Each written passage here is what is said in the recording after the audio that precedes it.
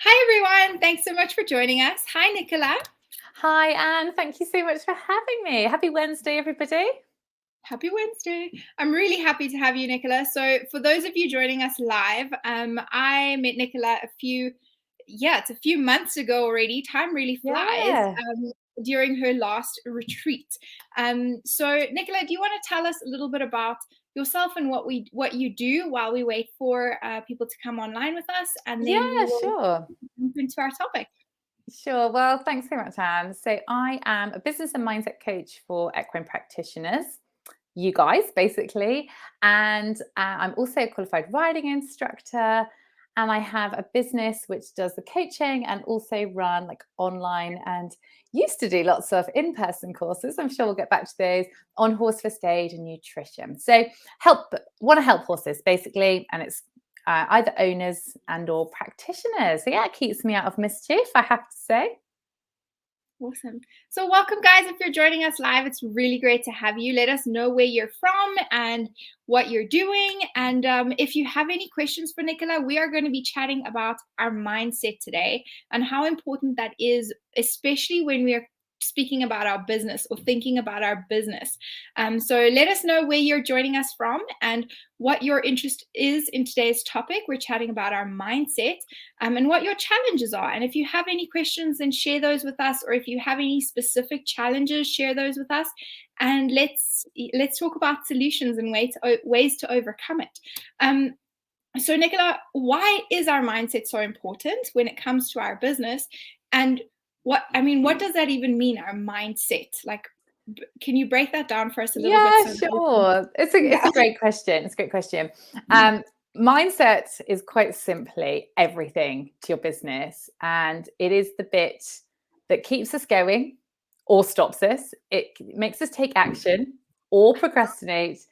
And I really feel that it's the massive missing link because I know that if you want to have a successful business as an equine practitioner, I believe you need three things. You need the knowledge and the skills. Now, you guys have already got that. That's the easy bit. You need to believe you're brilliant at what you do. And then that's the mindset piece. And then you simply need to tell the world about what you do and how you can help their horse. That is, in a nutshell, marketing. And so people already have number one. They try a bit of three, the marketing, and they come to me going, "Oh, tell me how to get clients. I need clients." But without looking at the mindset, getting the clients and doing the marketing stuff is so much harder. So, in a nutshell, it is everything. And I would love to go into a tiny bit more depth, Anne, about how your mind works and really why this is so important, if that's okay. Yes, definitely. Please do. So let's just keep a little bit top line. But your mind, as I'm sure many of you be aware, is formed in two parts. You've got the conscious part where you're, literally thinking, oh goodness, yes, I must do this. Or when you're like learning to drive, you really are thinking, okay, mirror, signal, this hand's got to go here, this leg here. And actually, if you learn to ride as an adult, you'll probably have gone through that sort of phase of thinking, oh my goodness, there's so much to remember. And you're consciously thinking. Then you've got your subconscious or unconscious part of your mind. Now, that's the autopilot part, which is jolly handy because otherwise we'd be trying to literally think and talk through everything we were doing, like brushing your teeth or something. It'd just be exhausting, wouldn't it? So your subconscious is perfect. It's really helpful, where all your memories are stored, thoughts and feelings come from here. And it's estimated to run up to 97% of our actions, which is quite a lot. And it runs our body to our blueprint, does loads and loads of things, but it's really always trying to look after us. We all have within this part of our mind mental programming. We've all got this sort of thought system, and sometimes it's not set up for business. We form this mental programming when we're really young. It's between 0 and 6, 0 and 7, so really young. We decide, what we can have, can't have, what we stand for, don't stand for. And between 0 and 6, we're not generally thinking about running a business in later life. So this is where the mindset comes down to these unconscious beliefs. So we all have limiting beliefs. One of my favorites that I hear again and again, and actually, Anne, tell me if this applies in your part of the world. This is a very popular UK one. You can't make money with horses. And this is where I'm sure there's lots of people nodding along. you can't have the time and the money, or you can't make this work full time. You know, there's millions of them. Too many practitioners. That's another top favorite one I hear all the time. And this is the mindset piece. So we've all got these like limiting ideas. We've all got this programming. Some of it is positive, but there's a lot of it that's negative. If we do something about this part to make it more positive, to make it to make our brains wired for success, the marketing, all the tactics, all the strategy, which is necessary, won't get you that far. You know, how much are you going to shout about your skills and how much you can help someone's horse if deep down you don't truly believe that you're that great at your job? So that's a long answer to your question, Anne, but that is why the mindset really does matter. Yeah. Yeah, no, I think you're so right. And I actually, when you mentioned that specific limiting belief, I saw a meme on one of the equine groups a day or two ago, so like a day ago, and it said something along the lines of, you can't ride 7 horses a day. At some point, you need to have some adult responsibilities. And the guy responds, first of all, write this down, get your pen. Like, through God, we can do anything. And I was just like, oh my gosh, yes. We all have to struggle with that one. But okay, so mindset is really everything, and it's that missing link that we deal with. So you've mentioned limiting beliefs. Now, what are some of the other limiting beliefs that maybe we don't know about? I think for me, or for many of us, we don't even realize that our mindset is the thing holding us back. So how do we know if it's our mindset that's getting in the way? Yeah, I mean, that's a brilliant question. And I'm going to say, I've got very blanket, there's a strong chance it is. If you're doing the things like working with vets, or starting to work with vets, working with other practitioners, other professionals, who like to have your clients, you know, like coaches, if you're got a website, you know, you're getting your name out there. If you're doing those things, but you're not really getting the results, there is a chance that there is the mindset being the missing link. Because if you think about it, if you're setting a goal to say you want, I don't know, 3 new clients a week, but, which is a great goal, but you have this limiting belief that you don't have enough time. You know, anybody with a horse has got a million things to do. I don't need to tell you guys that. Then you know your brain is at odds with each other. Your mind is polar opposites, because part of you is like, right, get more clients, but part of you is like, you haven't really got the time for those extra clients. And that's where we hold ourselves back. That's where we don't maybe do that extra bit of marketing. We don't perhaps do that next step. We don't get out of our comfort zone, or we start self-sabotaging. How many people have written a Facebook post 7 times and never published it? You know, that's a classic example. Blogs would be another one. You know, we've got all the intentions, we've put in loads of effort, but we never do that final step. You know, we never press go live or go and send it out into the world.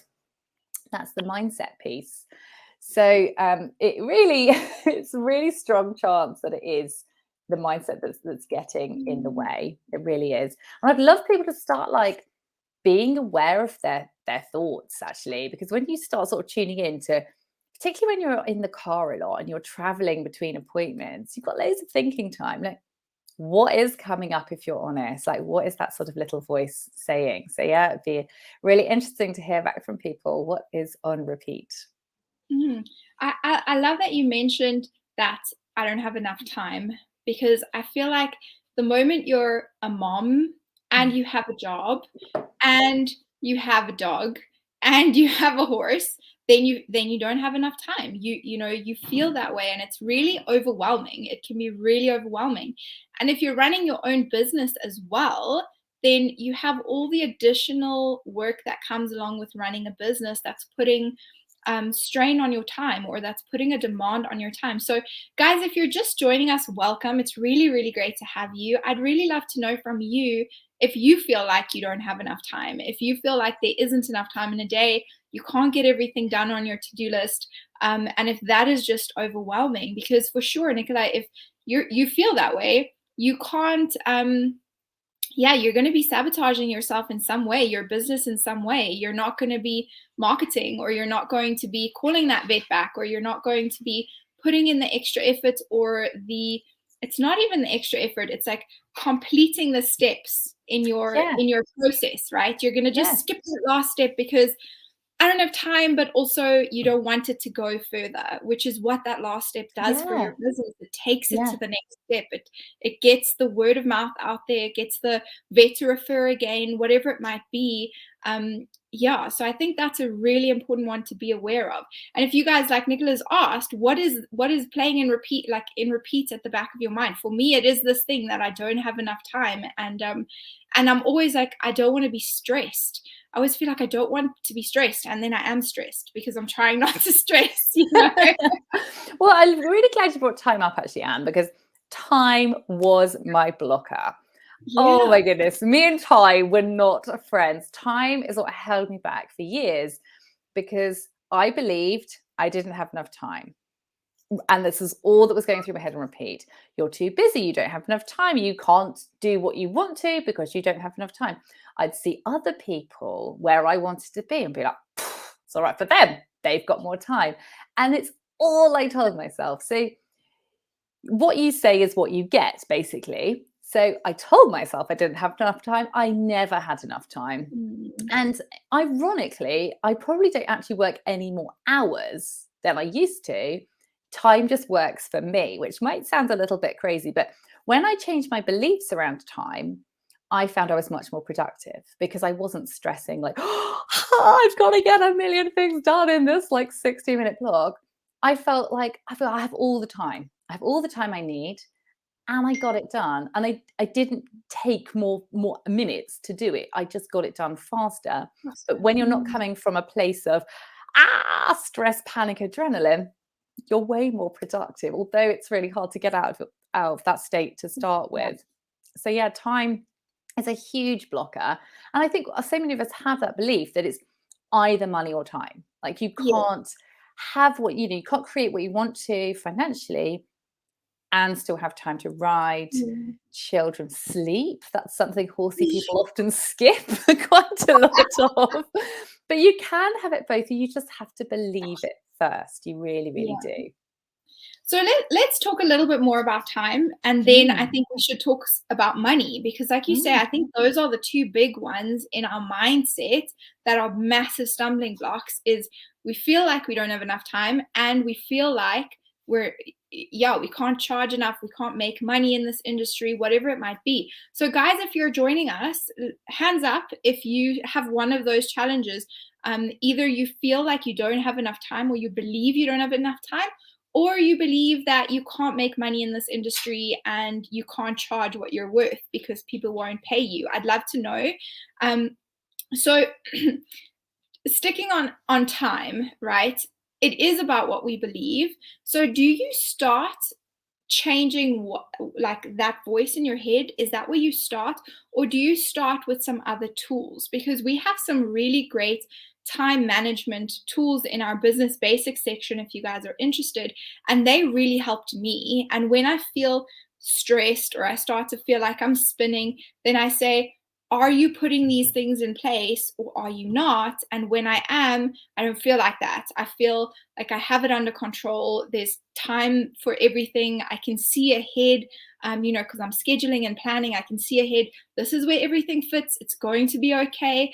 And what that's done for me over time, is that um, now when I get to the space where I feel really worried about the amount of work I have to do ahead of me, I look back at 6 months ago and a year ago and the year before that, and I say, you know what? It was just as bad then, and you did it, and it was okay. Like it wasn't half as bad as you felt it was going to be. So that's one of my strategies now. Is I'm like, well, look back and realize you can do it. So which way do you do it, Nicola? Do you start with your belief, your mindset, or do you start with some tools to help you strategize your time better? That's a brilliant question, Anne. And I think, to be honest, I started with the mindset and I found that the tools, the strategies sort of followed. In the ideal world, do both at the same time. I found affirmations were a brilliant place to start. So if you're not familiar with affirmations, it's just simply an I am or I can do, a positive statement, often written in like the past tense or the present tense. So For me, I was just starting to change my beliefs from I don't have enough time to I have enough time. I have all the time in the world. Like time works for me. I won't be interrupted. That was a real one. And I bet you have that too. And people interrupting you. So you've carved out this precious time to do something.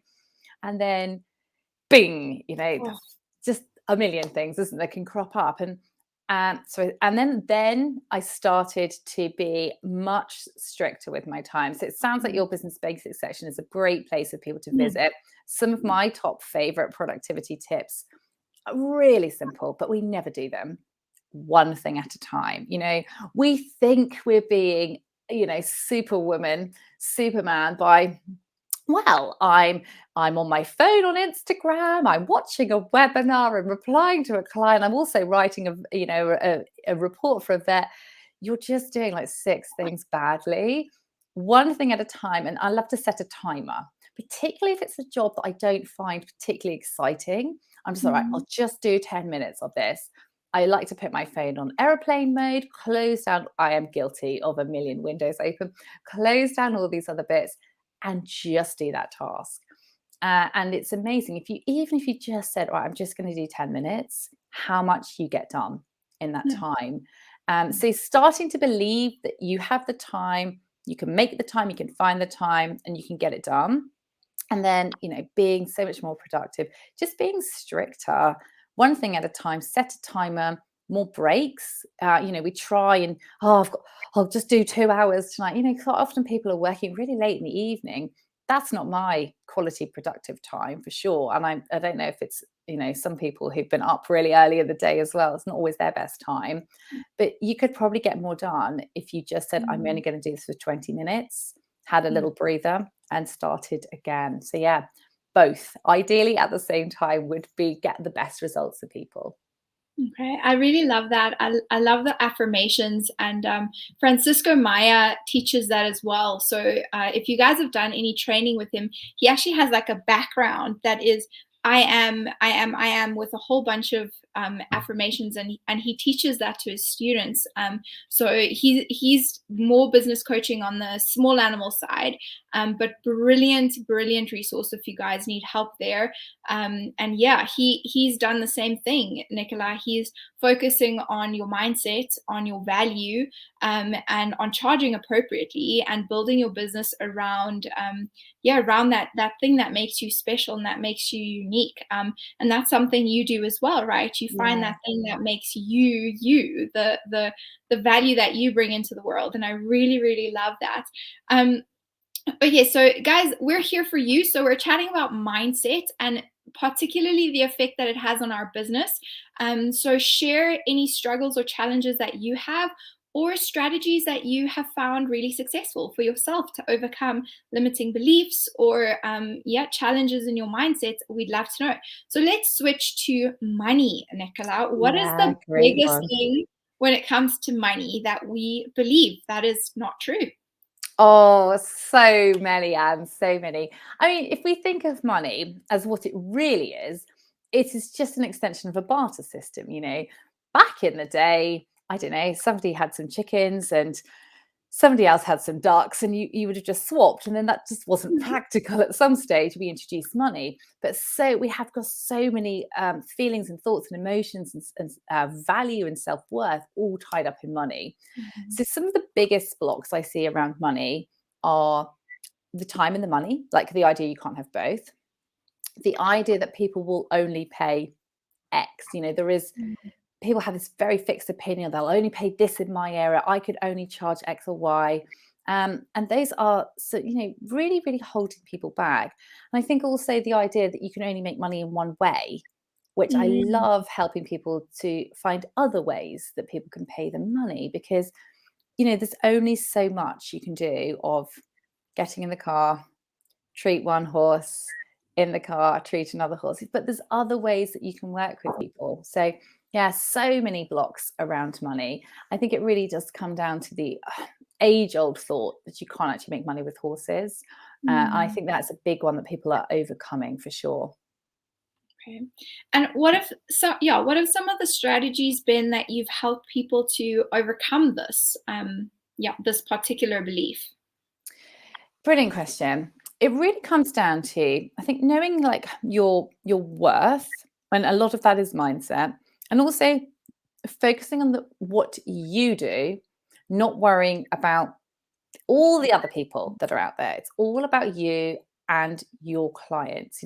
What are the results that you give to your clients? And it goes so much beyond. Of course, you want horses to be happy and healthy and comfortable, but it goes way beyond that. The fact that maybe you've kept someone's event horse on the road, and maybe this is its final season, and what that might mean to an owner, or I don't know, someone off to university and they've just managed to have their last pony club season and just had a fantastic time thanks to you keeping their horse on the road or their pony on the road. And I think when we can just drill into knowing our niche and really results driven, then we can start to see why people need that.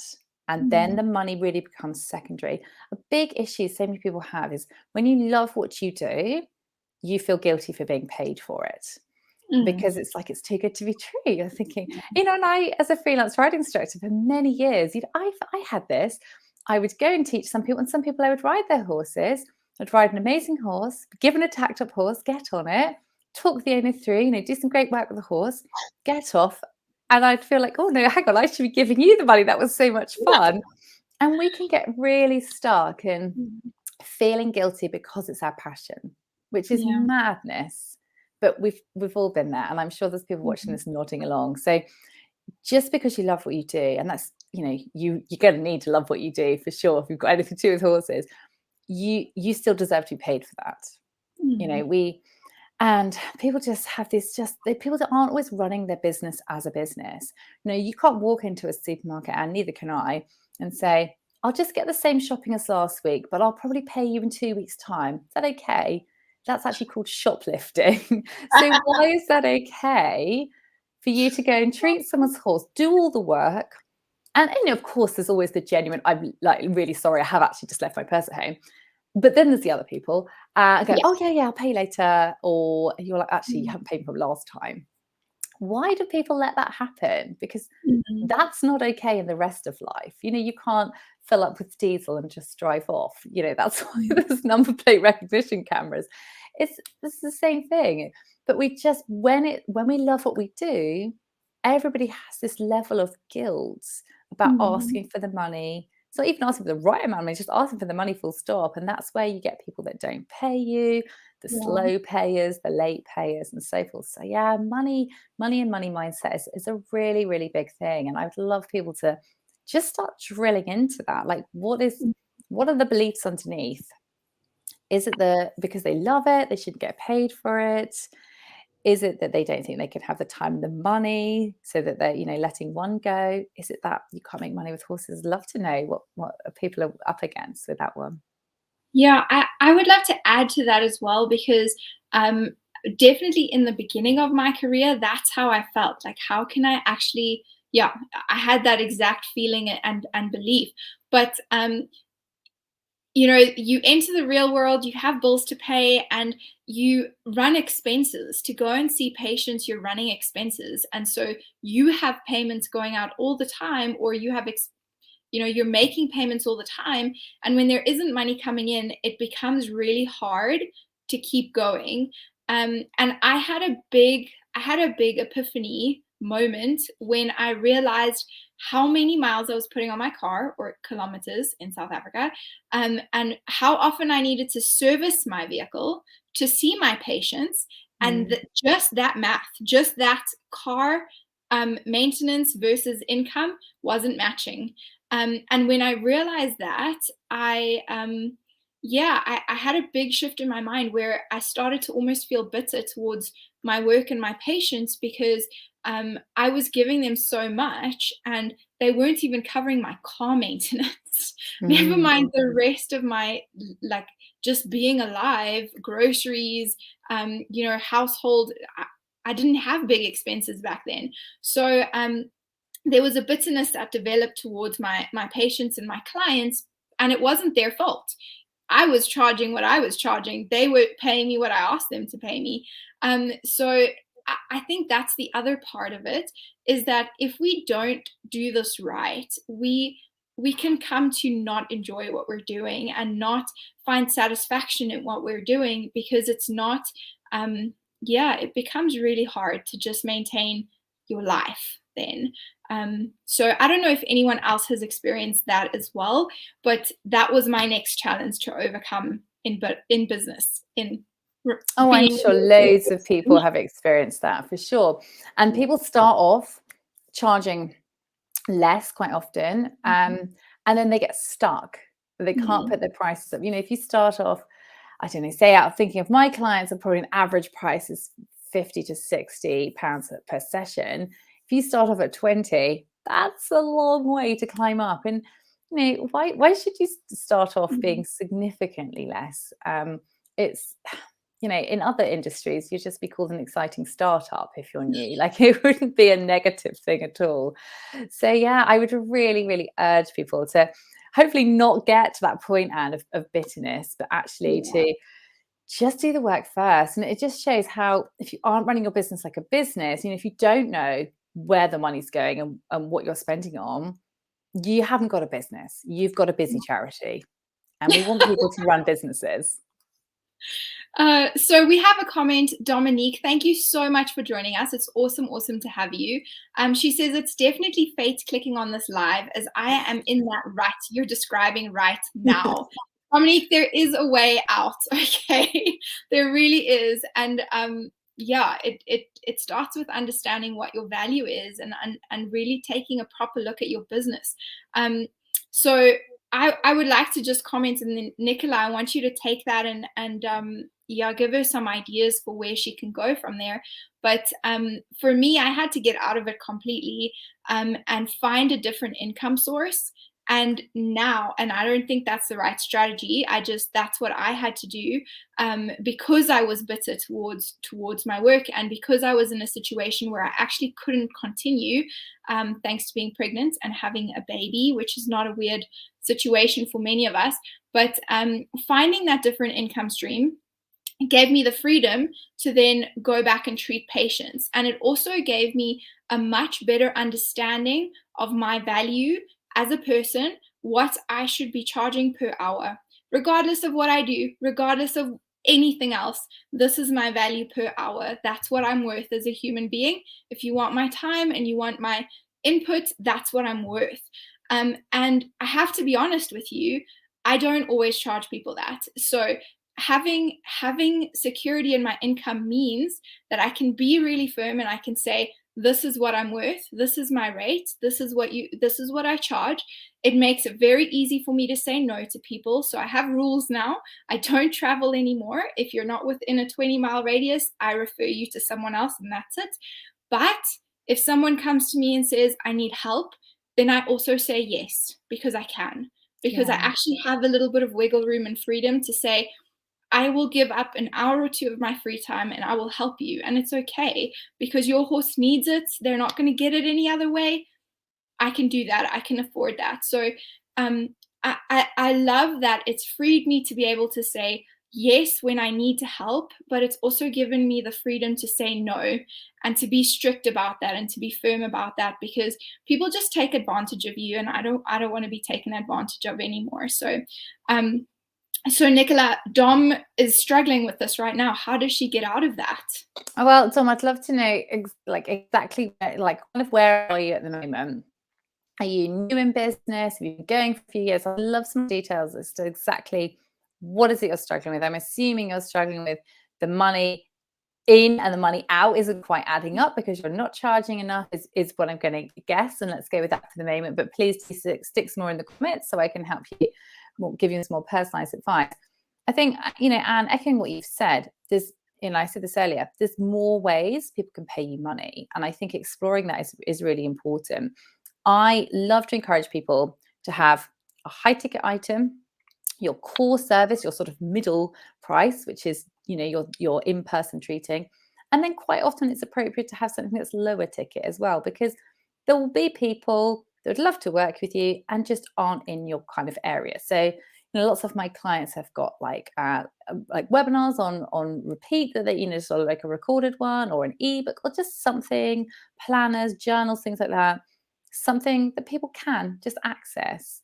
And then high ticket, on my last retreat, I had one of my clients come on who had created a really high ticket offer, and she, I think, to hit her original business goals, income goals, she now needs like 8 clients throughout the year, because she realized that she didn't want to just chase her tail, traveling here, there, and everywhere. She had lots of different skills and she wanted to package it up. She knew that wouldn't be for everybody. She was fine with that. And she has something that's much more high touched, takes up lots more of her time, and quite rightly has an income price to match that. And so I think definitely explore what other ways people could work with you. It might be that you depending on where you are, where your clients are. One of my former clients has just been doing this recently. It might be that she's put together like a done for you rehab service. So not setting up a yard necessarily, but she is just going to go see the source every day and do what I call the leg work, like do the donkey work effectively, that the owner maybe doesn't want to, maybe doesn't have time. You were saying about having small children. It's much harder to do a lot of those tasks that you would have taken for granted a while before, hand walking, for example. It's much harder. Lively horse, buggy just doesn't really work. So that's worked really well for this. There's so many ways that people can work with you and pay you money. It's really just the limit is your thoughts. And when she was working this out, it was great, because she was like, oh yeah, actually I can see how this adds up.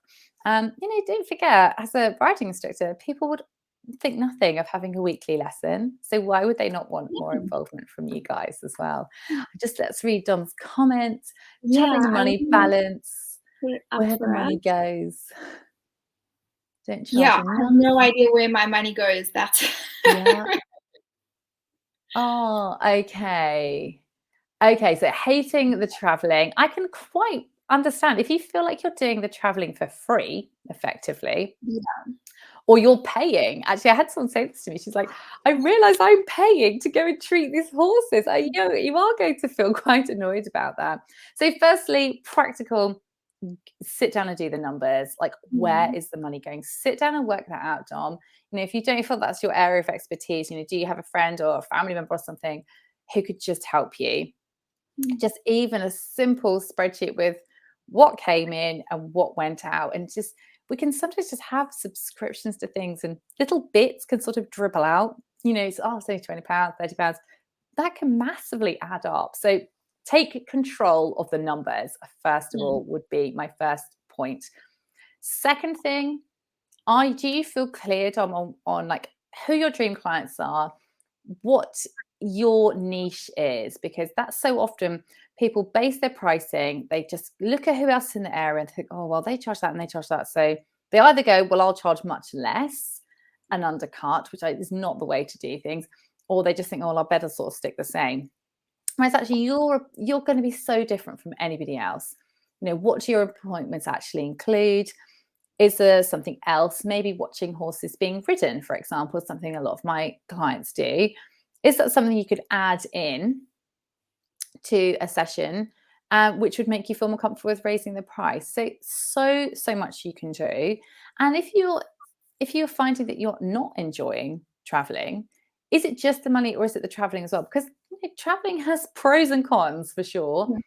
Could you, like Anne, restructure business a little bit so you are doing less traveling? You said you've got dogs coming to you in the vets, which sounds fantastic. Is there a way you could have a similar setup with horses? So canine clients and clinic, equine rehab cases, but be more specific, Dom. Like that's rehab could cover anything from a laminitic Shetland to a sports horse that's got a tendon injury. What is it? I just think with nailing down into your niche, it's your passion, your skills, and what there's demand for. And you really want to be touching on all those 3 areas. Tendon injuries, fantastic. Tendon injuries, I love that. I love it. See, you're the tendon lady. Brilliant. So I think when you're clear on how you help and the results that you give, yeah, like not everybody, and in fact, I would say a vast majority of people wouldn't have experience in tendon injuries. So I think that is a really great starting point to think about how you can put your prices up.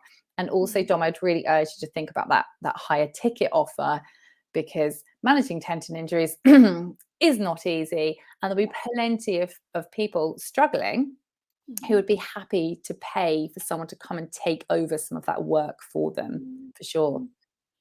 Yeah, and I think they have quite a lot of opportunity for different kinds of packages. So you could work with, you could have a team where you're providing like a done for you service, but where you're not doing all the legwork, right? Because again, are you going to be charging someone your real value to go and hand walk their horse for 10 minutes? It doesn't really balance, right?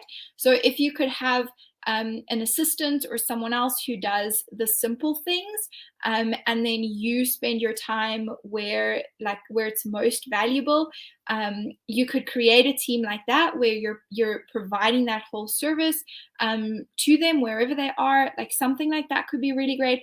Or you can provide them with with training and teaching and all those things that they pay you for, so that they can do it themselves and feel confident and comfortable navigating the millions of different pieces of advice and ideas and modalities and things that they could do with their horses. So yeah, I think, Nicola, it's the best advice, trying to think of the different ticket items that you could offer. Like, this is the middle ground and I can do this for you, but you could also have the gold and have, I could do that for you. Or if you wanted to, take the less expensive option, this is also an option and I can help you with that. And that really helps you help everyone.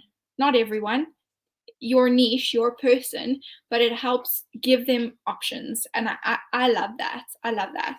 So Eloise, welcome. I'm glad you're joining us and that you're enjoying the advice, that it's great advice to you. How do you approach, let me put this up on the screen actually. How do you approach clients with charging for additional services you usually give out for free, but realize that it takes additional time and energy? Example, post-treatment reports. That's a really good point. It's a great question, Eloise, and I think it's a hole that loads of people get stuck in. You've done all this stuff for free, and now you're like, and that was an error. So yeah, how do you regain that? How do you move forward from that? I would simply say to a client, I am, restructuring things.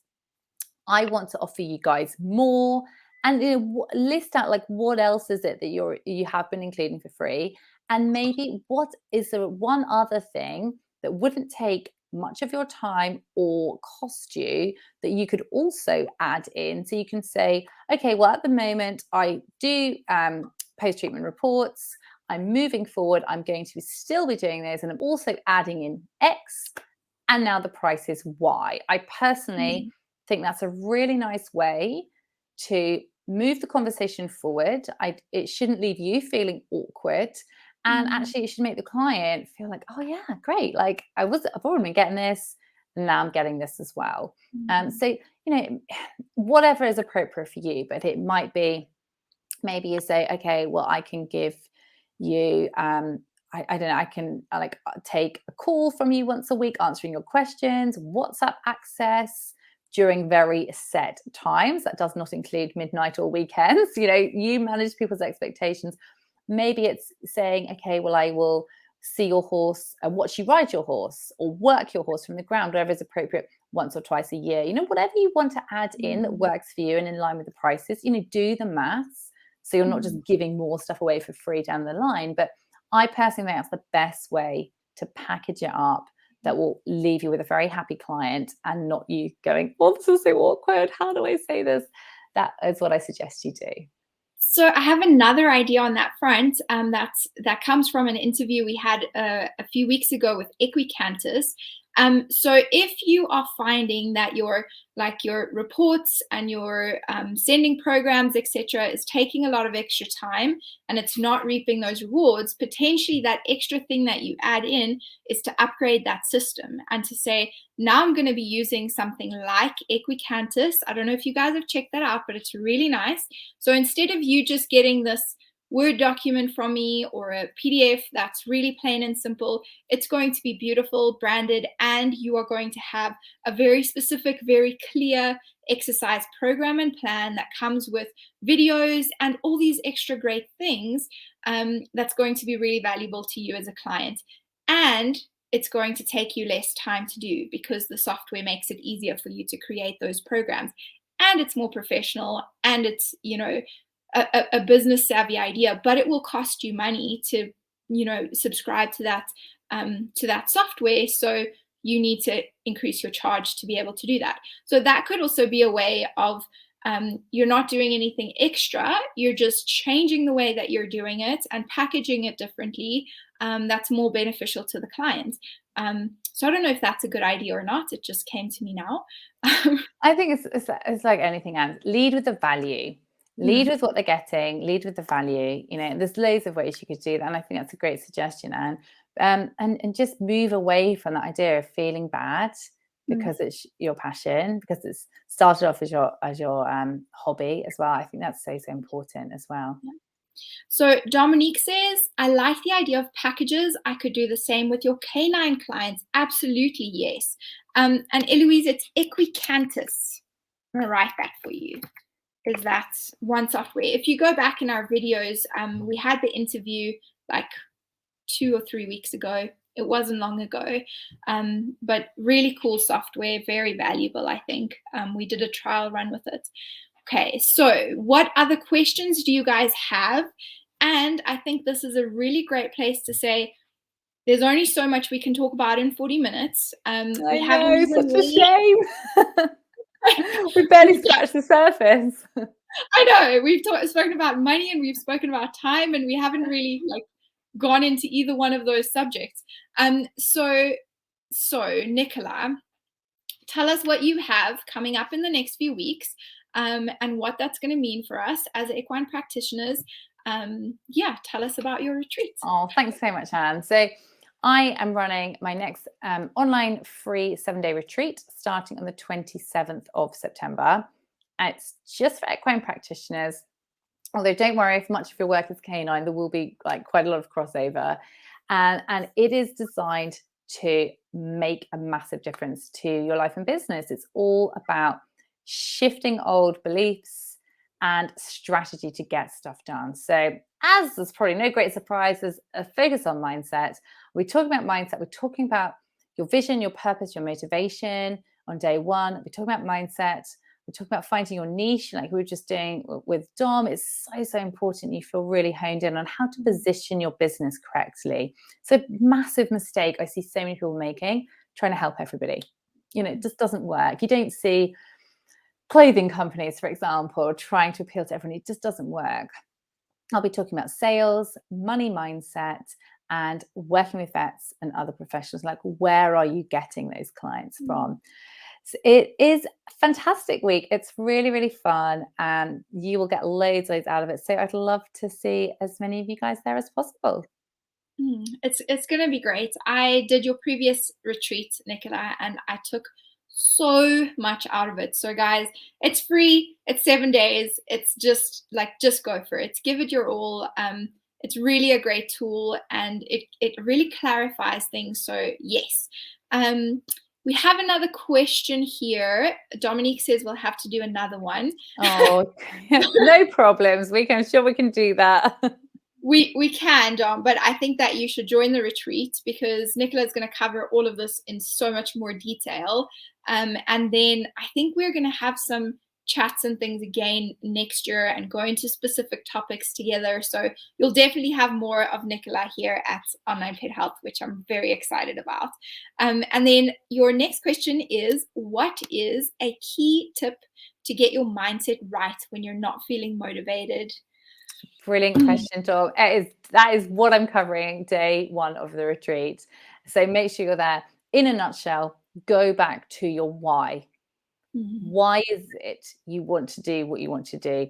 If something, with horsey people, sometimes we are just worn out. So give yourself a bit of compassion, and sometimes you just need to have an easier day as much as is possible with horses and just give yourself a break. But generally, if you're feeling a bit off, something's not quite aligned. So if you're not feeling motivated, what you've just mentioned about the traveling and the charging is probably a huge part of it.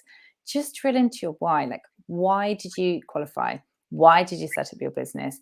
Drill into that, and that generally unlocks lots of motivation. But if there's a disconnect, you want one thing but you're getting another, that can really put you off. So it's making sure you've got one eye clearly on the future. Like, what is it you're trying to create ultimately?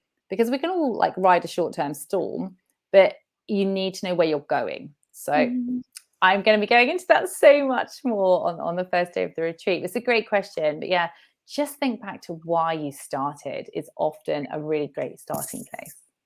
I love that. I love that. Tap into your why. I've also recently started playing with essential oils, and they can help.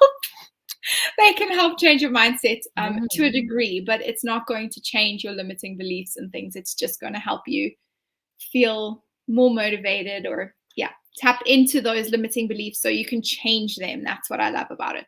All right, guys, thank you so much. I'm going to be sharing the link as soon as we finish this broadcast. I'll come onto Facebook and share the link with you guys to Nicola's group, to her retreat.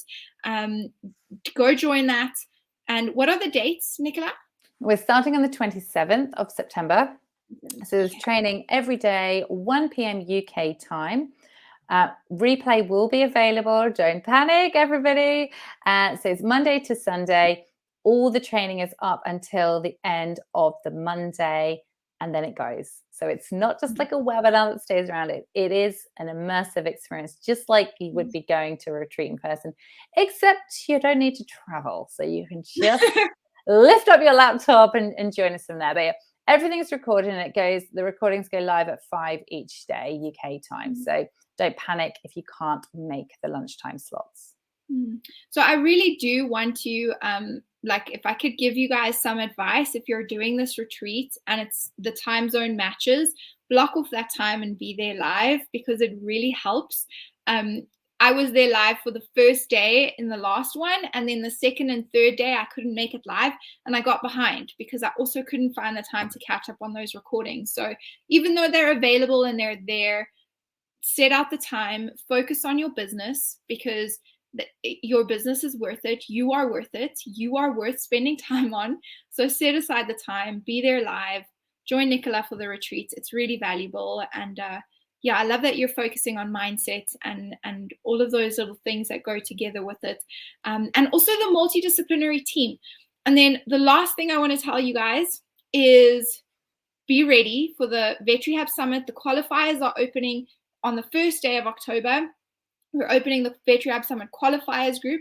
And in that group, it'll be free and open, but we are going to be doing multiple Facebook Lives, webinars. Every week, there's going to be amazing stuff. So join that group, keep your eyes open, and that's it from me. I'm going to share the link with you guys in a minute, Lisa, as soon as we jump off of here. Okay. Thanks so much, Nicola. So nice to see you, Anne. Lovely to see everybody else. Thank you very much. Enjoy, and I'll see lots of you at the retreat. Yay! Bye. Take care. Bye.